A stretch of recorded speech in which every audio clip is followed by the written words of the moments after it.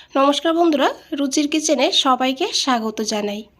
আজকের রেসিপি ভেন্ডি বা ঢ্যাঁড়সের নিরামিষ। অনেকভাবে তো খেয়েছেন, তবে এইভাবে একবার নিরামিষ রান্না করে দেখুন, খেতে দুর্দান্ত হয়। আর যে খেতে চায় না সেও কিন্তু আঙুল চেটে খাবে, এতটা সুস্বাদু হয়। চলুন রেসিপিটা দেখে নিয়ে যাক। আশা করি আপনাদেরও ভীষণই ভালো লাগবে। প্রথমেই দেখুন, এখানে আমি 300 গ্রাম ঢ্যাঁড়স নিয়েছি। ঢ্যাঁড়সটাকে ভালো করে ধুয়ে নিয়েছি। কাটার আগে খুব ভালো করে ধুয়ে নিতে হবে। তারপরে এইভাবে ঢ্যাঁড়সটাকে কেটে নিতে হবে। দেখুন, যেটা বড় সেটাকে আমি 2 ভাগ করেছি, আর যেটা ছোট একদমই সেটাকে কিন্তু গোটাই রেখেছি। এখন এই ঢ্যাঁড়সের মধ্যে দিয়ে দিয়েছি অল্প করে একটু ঝাল লঙ্কার গুঁড়ো, আর তারই সঙ্গে দিয়েছি এখানে 2 চামচ বেসন। খুব বেশি বেসন দেওয়া যাবে না এখানে, আমি দেখিয়ে দেব কিভাবে বেসনটাকে দিতে হবে। তো এখানে আমি পুরো 2 চামচ কিন্তু এখনও দিইনি, অল্প করে একটু রেখে দিয়েছি। এখন হাত দিয়ে খুব ভালো করে মেখে নিতে হবে, মানে ঢ্যাঁড়সের গায়ে এই বেসনটা যেন ভালোভাবে কোট হয়ে যায়, সেইভাবে করে কিন্তু বেসনটা দিতে হবে। তো বাকি যে বেসনটুকু ছিল সেটা পুরোটাই কিন্তু দিয়ে দিয়েছি।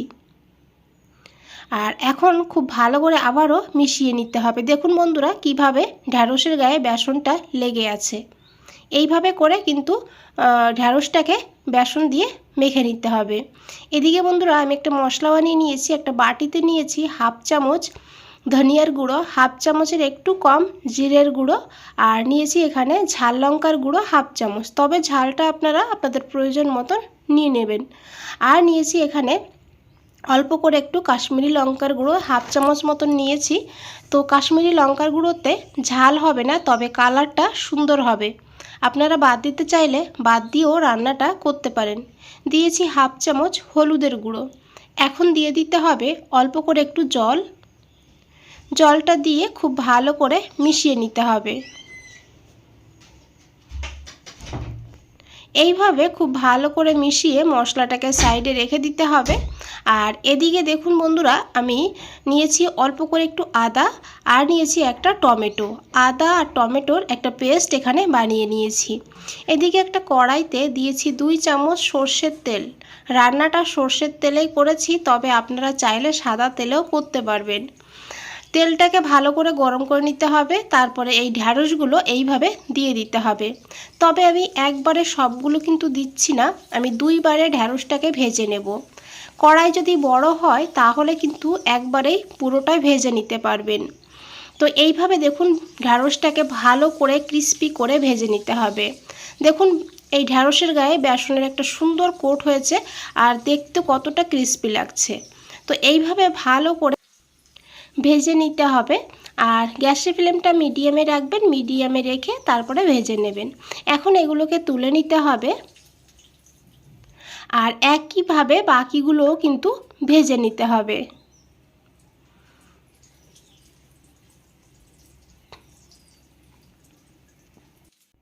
দেখুন বন্ধুরা, এগুলোও ভাজা হয়ে গিয়েছে, এখন তুলে নিতে হবে।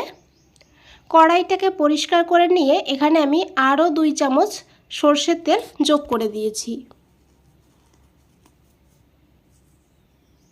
তেলটাকে ভালো করে গরম করে নিতে হবে।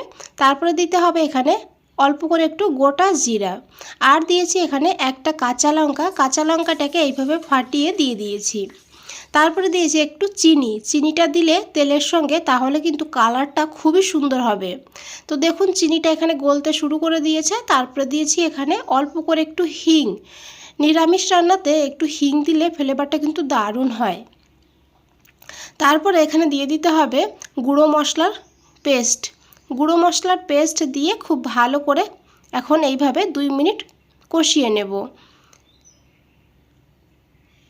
তো এই গুঁড়ো মশলাটা এইভাবে জলের সঙ্গে মিশিয়ে দেওয়ার কারণে দেখবেন এই রেসিপির কালারটা খুবই সুন্দর হবে, আর টেস্টটাও কিন্তু অনেকটা বেড়ে যাবে। তো দেখুন, মশলাটা দানা দানা হতে শুরু করে দিয়েছে। আর এখন এখানে দিয়ে দিয়েছি আদা আর টমেটোর পেস্ট। মশলার বাটি ধুয়ে অল্প করে একটু জলও যোগ করে দিয়েছি, আর দিয়েছি এখানে পরিমাণ মতন লবণ। এখন এই মশলাটাকে আবারও 2 মিনিট ভালো করে কষিয়ে নেব, যাতে এই টমেটো আর আদার কাঁচা গন্ধটা চলে যায়। তো দেখুন বন্ধুরা, মশলাটার কালারটা কিন্তু খুবই সুন্দর হয়েছে। তো এইভাবে একবার হলেও রান্না করে দেখবেন, যেমন কালার হবে তেমন কিন্তু খেতে দুর্দান্ত হবে।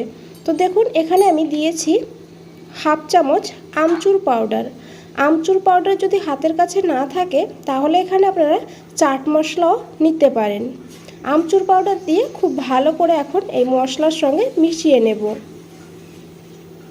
আর মশলা থেকে দেখুন পুরোপুরি তেল আলাদা হয়ে গিয়েছে। এখন এখানে আমি দিয়েছি 2 চামচ ফেটিয়ে রাখা টক দই। দইটা দেওয়ার সময় অবশ্যই গ্যাসের ফ্লেমটা লোতে রাখবেন। লোতে রেখে দইটাকে দিয়ে খুব ভালো করে এখন এই মশলার সঙ্গে দইটাকে মিশিয়ে নিতে হবে। তো দেখুন মশলাটা কিন্তু খুবই সুন্দর হয়েছে, যেমন দেখতে হয়েছে তেমন কিন্তু কালার হয়েছে। এইভাবে বন্ধুরা একবার বানিয়ে দেখবেন, তারপরে আমাকে কমেন্টে জানাবেন আপনাদের কেমন লেগেছে। এখন এখানে আমি দিয়ে দিয়েছি এই ভেজে রাখা ঢ্যাঁড়সগুলো। ঢ্যাঁড়সটাকে দিয়ে খুব ভালো করে মশলার সঙ্গে এখন কিছু সময় কষিয়ে নিতে হবে। বন্ধুরা, রেসিপিটা ভালো লাগলে অবশ্যই একটা লাইক করে দেবেন, চ্যানেলটাকে সাবস্ক্রাইব করে পাশে থাকবেন। তো দেখুন আমি প্রায় 1-1.5 মিনিট ভালো করে কষিয়ে নিয়েছি, আর সাইড থেকে তেলও ছাড়তে শুরু করে দিয়েছে। এখন দিয়েছি এখানে হাফ বাটি হালকা গরম জল দিয়ে খুব ভালো করে মিশিয়ে নেব। তারপরে ঢাকা দিয়ে 4 থেকে 5 মিনিট লো টু হাই ফ্লেমে রান্না করব। এখানে প্রায় 5 মিনিট হয়ে গিয়েছে, ঢাকনাটা খুলে নিয়েছি। এখন একবার খুব ভালো করে মিশিয়ে নেব।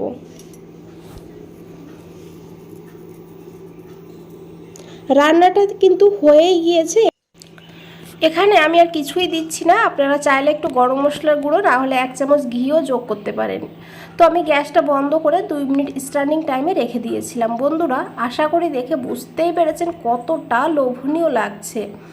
তো একবার এইভাবে বানিয়ে দেখবেন, আর এইভাবে বানিয়ে ভাত রুটি সব কিছুর সঙ্গে কিন্তু পরিবেশন করতে পারবেন, খেতেও দুর্দান্ত হয়।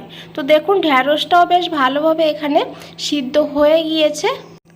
আবারও বলছি বন্ধুরা, রেসিপিটা যদি ভালো লাগে অবশ্যই লাইক করবেন, কমেন্ট করে জানাবেন, আর চ্যানেলটাকে সাবস্ক্রাইব করে পাশে থাকবেন।